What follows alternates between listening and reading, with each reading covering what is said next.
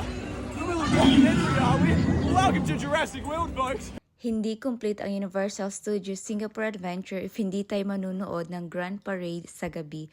Kaya for now, while waiting, samahan nyo kami, mag-iikot-ikot muna tayo. Nandito tayo ngayon sa my far far away. So ito yung pa fairy tale vibe nila, pa Castle Kingdom.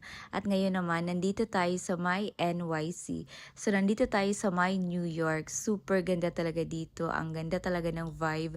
Very Instagrammable. Sa mga girls dyan, ay naku, magugustuhan nyo talaga to. Kasi kahit saang angulo talaga, ang ganda talaga mag-pictorial. Kaya wag nyo talagang kalimutan yung mga pa-extra battery nyo, power bank, SD card, mga pa-storage and everything para tuloy-tuloy talaga ang pictorial nyo, hindi madidelay kasi sayang talaga ang moment, Charis. Gusto pa sana namin sumakay ng pa-roller coaster para nga masulit talaga yung patikit namin na 3,000 something per person. Kaso nga lang yung brain cells ko talaga ay naku, hindi na talaga carry. Kasi nga nung sumakay kami ng mga akala namin chill na pa-adventure lang, yung Revenge of the Mummy at Transformer, ay naku, day, grabe talaga, day.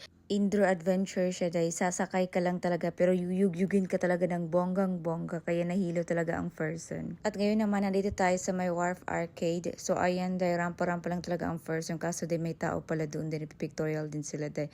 Pero ayan, love and per ng person, day. Ang ganda talaga, day. Tingnan mo naman ang ating vibe dito. Para nasa ibang lugar ka talaga, ganun ang vibe. At ayun yung pa-roller coaster din na talagang upside down talaga siya. Sayang pero hindi na talaga carry. So ngayon, nandito na kami, day, sa my parade area. So dito magaganap ang parade.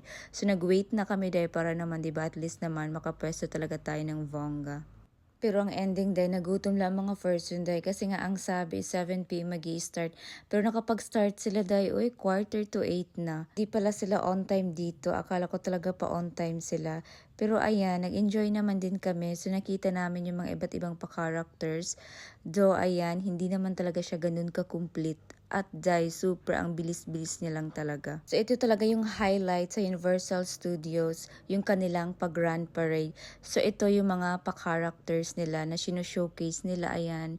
Pero day, hindi nga complete yung mga pa-characters nila. Kaya few characters lang talaga yung nakita namin. At akala namin, day, may mga kasunod pa talaga, day, pero wala na pala, day. Wala na pala kaming binayad na pa-extra fee kasi free na ito. Kasama na to sa ticket. So nasa inyo na lang talaga if willing to wait ba talaga kayo para makapanood kayo ng pag-Grand Parade. At yung Universal Studios Singapore is hanggang 8 p.m. lang at nag-start nga sila ng late. So natapos sila, day, mga 3 seconds na lang talaga, day, before sa closing time. Kaya nung time na to, day, marami na talaga nagsistuwian kasi, day, ang dami talaga mga person. Siksikan talaga. Marami rin talaga yung nag-i-expect na maraming ang characters. Pero ayun nga, hindi talaga siya nag-last ng mga 10 minutes.